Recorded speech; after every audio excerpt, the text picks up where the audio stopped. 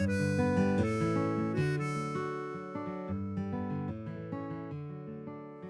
Mary Baker Eddy's front lawn at Pleasant View in Concord, New Hampshire, stood what was then called a summer house. Today we'd call it a gazebo. Its primary color matched the main house, which had been repainted a cheerful pale green. This colorful bit of architecture is more than a quaint curiosity. It's a concrete reminder of Mrs. Eddy's 15 years at Pleasant View. For example, in this photograph, it houses Laura Sargent on the left and Julia Prescott of Reading, Massachusetts, recalling Laura's years of service at Mrs. Eddy's side and Julia's strong metaphysical support in 1907 that affected the course of the Next Friends lawsuit. In 1975, the Mother Church gave Mrs. Eddy's summer house to Longyear. Because of its associations with Mrs. Eddy, which the little structure brings to mind, Longyear is taking active measures to preserve it. This important artifact has withstood more than 100 years of New England weather, and it's in need of some restoration. This phase of the restoration work addresses two goals.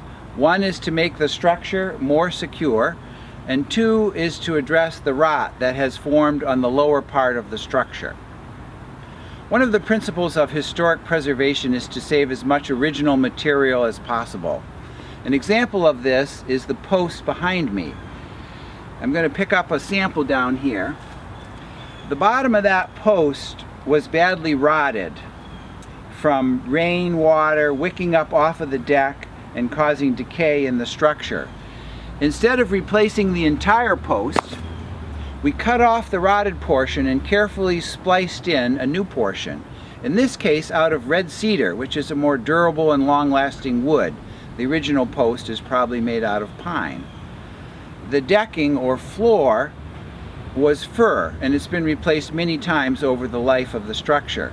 Fir is a traditional product for that use, but in this case we also used red cedar, again a very durable and long-lasting wood. And we used non-rusting fasteners of stainless steel and other materials. For the railing assembly, we took a different approach. Several of the components are rotted completely through in many places, and we decided to replace the top rail, the middle rail, the bottom rail, the balusters, the spindles, and the diagonal trim with new wood. In this case, we chose a very durable and long-lasting wood from Africa called sapele. Additionally, we imported a special paint from Holland to coat the wood, and it will last many years longer and protect it better than traditionally available paints. So these are two of the pickets that were on the railings of the summer house. There's over 100 of these. The color is this nice green color, and curatorial department did a color analysis and determined what the name of the color would be and the modern formulation for it. And you can see here that the green is kind of faded on the older pickets, but this would be what it would have looked like when it was originally painted. So we've primed these, put 2 coats of paint on them, or second coat is in process on some of these, and hung them on the rack here so that you can grab it by the bottom. John made a little handle here at the bottom so you can hold it, paint it, and then let it dry without touching anything and marring up the finish. We're just wrapping up this project for winter, and we'll continue with the work next year.